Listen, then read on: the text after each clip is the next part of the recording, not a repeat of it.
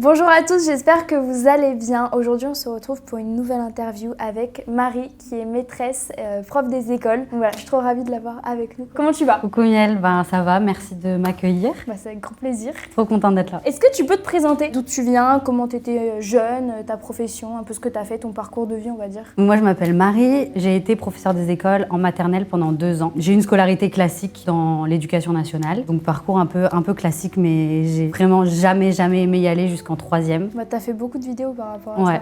J'ai jamais aimé l'école, pourtant maintenant je suis professeure. Ouais, c'est vrai que ça paraît un peu bizarre au début. J'avais tout le temps des profs en face de moi qui étaient très traditionnels, vraiment à l'ancienne.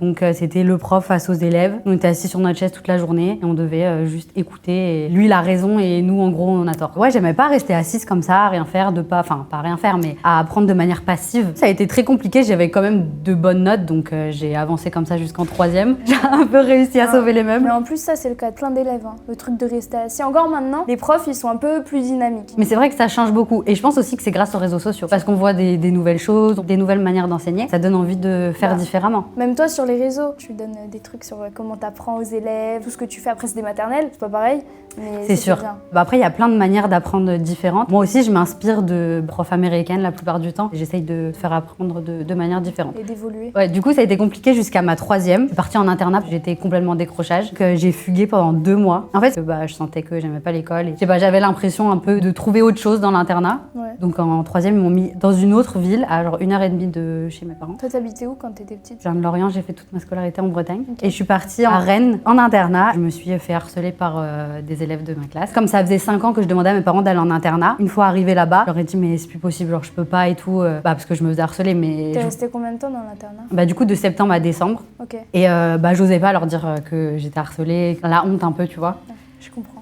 Je leur disais quand même que je voulais plus y aller. Et ils m'ont dit non, t'arrêtes tes caprices, ça fait 5 ans que tu vas aller en internat, maintenant qu'on te le donne, tu veux plus y aller, tu finis l'année. Je voyais pas d'autre issue. Donc pendant le sport, les grilles étaient ouvertes. Et du coup, j'ai pu partir comme ça pendant le cours de sport. Et t'as fugué? Et j'ai fugué. Je suis partie chez une amie pendant 2 mois. Et personne savait où j'étais. Personne savait où j'étais. C'est une dinguerie. Et je suis rentrée, mes parents ils ont pété les plombs. Mais ils ont compris vraiment qu'il y avait quelque chose qui allait pas, que j'avais pas fait ça pour rien. Ça fait un petit choc, je pense. Ta fille, elle rentre après 2 mois. Ouais. Et c'est toi qui es rentrée de toi-même, du coup? Ouais, c'est moi qui suis rentrée de moi-même. J'ai pris mon courage à 2 mains. J'avais trop peur qu'il m'explose. En fait, mon père a toujours été très cool et ma mère très sévère. Et là, quand je suis rentrée, bizarrement, c'était l'inverse. Mon père était super en colère. Et ma mère, je pense, elle a eu tellement peur, je sais pas, de soit pas me revoir, soit qu'il m'arrive quelque chose de grave. C'est une maman avec sa fille. Ah non! Non, t'inquiète. Tu des mouchoirs? Non, ça va, merci. Et puis après, je suis revenue et on a beaucoup parlé. On a été à la maison des ados pour essayer de voir ce qui allait pas, etc. Donc on a fait tous un gros travail tous ensemble. Je suis retournée finir ma première 3e dans mon établissement de base où j'avais été. Et ça s'est trop mal passé. En gros, ils font le conseil de classe avant de passer le brevet. Et pour eux, vu que j'avais loupé beaucoup de cours et que de base, j'étais déjà un élément perturbateur, pour eux, j'allais pas avoir mon brevet, il fallait que je redouble. J'ai passé mon brevet, je l'ai quand même eu, avec mention. Mais j'ai quand même redoublé. Et je suis partie là dans un autre établissement public cette fois. Et là, je sais pas ce qui s'est passé, révélation. Les profs étaient incroyables. Ah ouais? La CPE, elle était incroyable. En fait, toute l'équipe éducative, elle était vraiment là pour les élèves. Mais ça change beaucoup. Hein. Quand t'es dans une école ou même dans une classe ou quoi, où le prof, tu peux pas te le saquer. C'est exactement ça. Y a aucun tact ou quoi, c'est sûr que la matière, tu vas la détester. C'est exactement ça. Alors que quand tu tombes sur un prof trop bien, tu vas être 100 fois plus à fond, tu vas vouloir faire truc. Ça m'a fait la même chose. C'est exactement ça. En français, histoire et tout ça, ça m'a toujours attiré les matières un peu littéraires. Maths, j'ai jamais aimé. Là, dans cet établissement-là, le prof était incroyable et je suis passée de 1,5, je crois, à 19. J'ai carrément. Tant mieux, franchement. Ouais. Ça, c'est la preuve quand t'as un bon prof. Pas nécessairement un bon prof, parce qu'après, il y a des profs, ça va avec certains élèves et pas d'autres. Mais un prof, en tout cas, qui va avec toi et qui te motive et qui t'engage, ça change tout. Ouais. Et donc, entre-temps, j'ai rencontré quelqu'un qui a eu un bébé et qui voulait pas s'en occuper. Bref, qui était pas bien dans sa vie. Et donc, je me suis occupée de cet enfant. Quand j'ai redoublé, ça arrivait au même moment. Donc, aussi, je pense que ça a pesé aussi dans la balance. Donc, je sais pas, toutes les planètes se sont alignées à ce moment-là. Et donc, je me suis occupée de cet enfant, de sa naissance. C'est même moi qui ai choisi son prénom. Ah ouais? Ouais.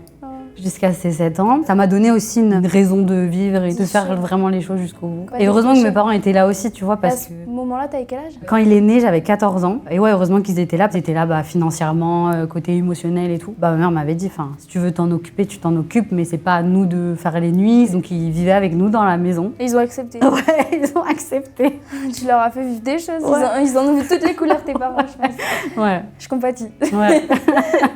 Ouais, heureusement qu'ils étaient là. Mais du coup, t'allais quand même à l'école à ce Voilà, moment-là. je faisais les nuits, je m'occupais de lui et je faisais ma deuxième, troisième. Et en fait, j'avais expliqué donc toute cette situation aussi aux enseignants, aux professeurs et ils ont été incroyables. Ah ouais? Ouais, ils ont été super compréhensifs, ils m'ont trop bien accompagnée. Mais le plus important avant tout, nous en tant qu'enseignants ou en tout cas adultes, on fasse tout notre possible pour qu'ils soient bien en premier lieu avant d'entamer des apprentissages. Créer un climat de confiance. Dans tous les cas, un élève qui est pas bien dans sa tête, qui est pas bien dans sa peau, qui est pas bien tout court, il travaillera forcément pas très très bien non plus. Ouais, parce que oui. Ça va avec. Hein. Bah bien sûr, enfin, tu peux pas être bien à l'école si déjà dans ta vie privée, t'es pas bien pour X ou Y raison. Et si en plus, les adultes face à toi sont pas ouverts, tu vois, pas compréhensifs, bah ça peut pas marcher. Et après, ça allait un peu mieux. Après, ça a été un peu plus classique. J'ai fait un bac L, option cinéma audiovisuel, donc littéraire. Et puis après, je suis partie à Paris pour faire une licence sciences du langage, qui est la base un peu de l'orthophonie. Ça s'est bien passé? Ça s'est super bien passé, j'ai adoré. T'as fait combien d'années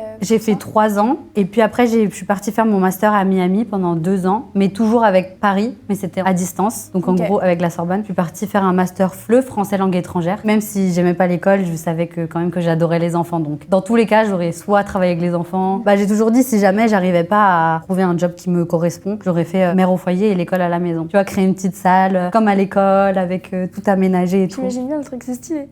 L'idée est stylée. Mais du coup, tu vas créer ton école? Du coup, je vais créer mon école. Pas à la maison, mais... Ouais, et je vais pouvoir adapter ce que je voulais faire. Tu vois, de base, je voulais que mes enfants puissent s'épanouir au maximum. Donc, faire vraiment école le matin, parce que on sait tous, le matin, on est hyper concentrés. Donc, faire vraiment de l'académique le matin et l'après-midi, faire des sorties. Bah, c'est ce qu'ils font art, aux États-Unis. sport, etc. Ouais, c'est aux États-Unis, très culture américaine. Ouais, quand j'y étais, parce que du coup, ceux qui savent pas, j'ai vécu 5 ans là-bas quand même. J'étais au collège, je me levais, Ça commence à 7h, je crois. 7h30, ouais, c'est ça. Mais je finissais à 14h l'école. Et du coup, après, t'as le temps d'aller faire les activités. Ouais, tu peux faire des activités. Le sport, tout ouais, ça. Et là-bas, le sport, c'est très important dans la culture. Ouais, et tant mieux, parce que ça fait du bien. Pour le mental, c'est bien. Du coup, toi, tu vas à Orlando depuis petite? Ouais, tous les ans, pendant les grandes vacances. Et les autres vacances, on faisait d'autres destinations. Et en fait, mes parents, ils ont adoré, sont tombés amoureux de cette ville. Et c'est vrai que c'est très familial. Il y a plein de parcs d'attractions, il y a plein d'activités pour les enfants, plein de restaurants pour les enfants. Et quand j'étais petite, les enfants mangeaient gratuitement dans les restaurants. Maintenant, il n'y a plus ça, ouais.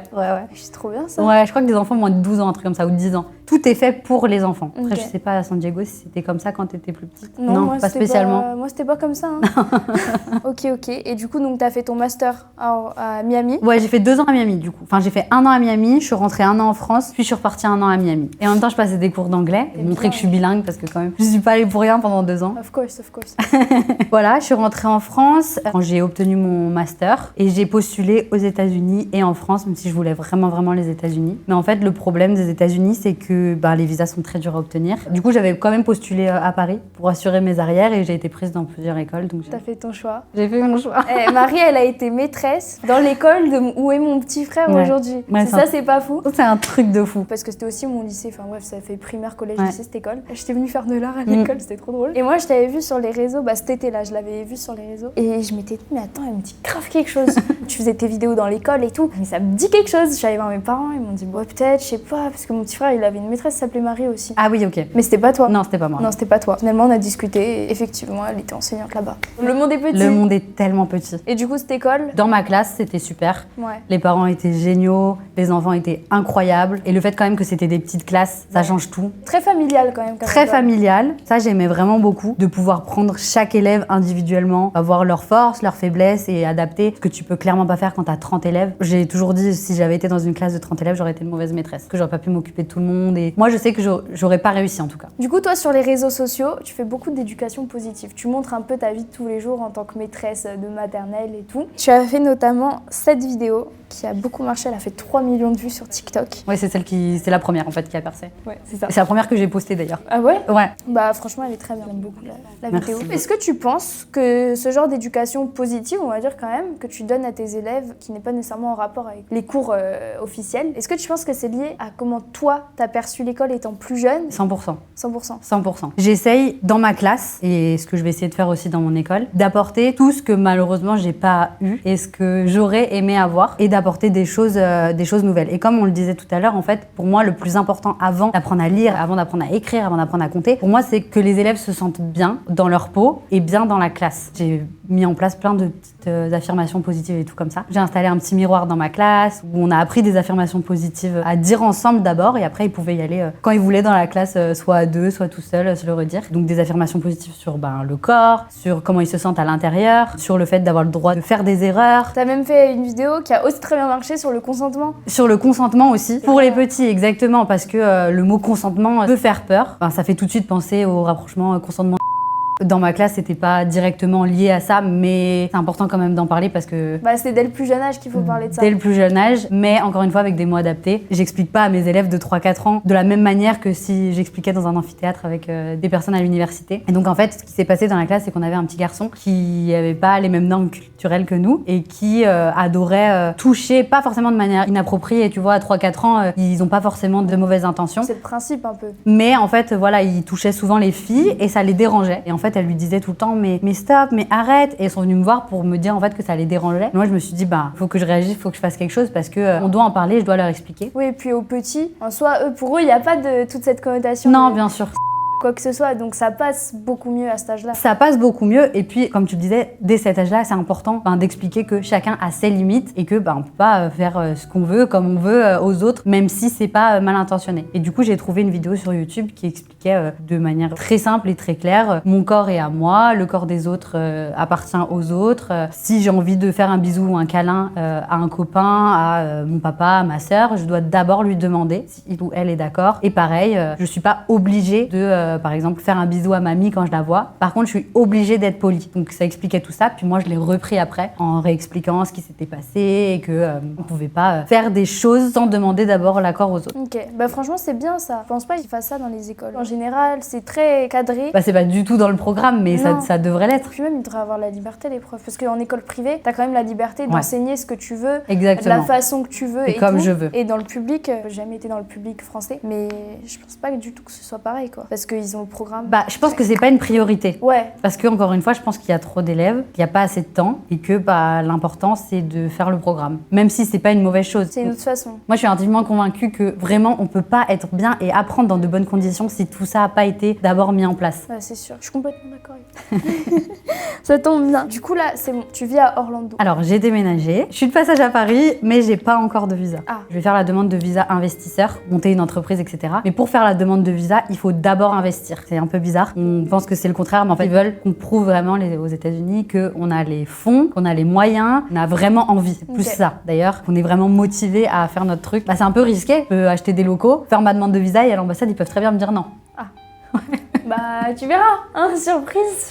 Surprise. Mais non, ça va le faire. Non, je suis bien accompagnée, j'ai une avocate qui m'a tout expliqué, ce qu'il fallait faire, dans quelle étape, etc. Et surtout, embaucher des Américains en priorité. Ouais, oui. Ouais, sauf que comme je veux faire une école bilingue, forcément, français-anglais, je vais avoir besoin de français. Je vais devoir trouver des Françaises qui ont le droit de travailler aux États-Unis. Donc soit qui habitent là depuis des années et qui maintenant ont la carte verte, soit qui sont mariées. Donc ça va être un peu plus délicat. C'est un gros projet et tu vas avoir des bourbiers à des moments, des galères. Ah mais c'est sûr. Inattendus, des machins. Mais sinon c'est nul la vie. Après je vis quand même pas dans le monde des bisounours. Je sais que quand tu montes une entreprise, je pense que toi-même tu sais. Mais c'est la vie et ce qui donne envie de se battre. Du coup ton école, ouais, c'est quoi?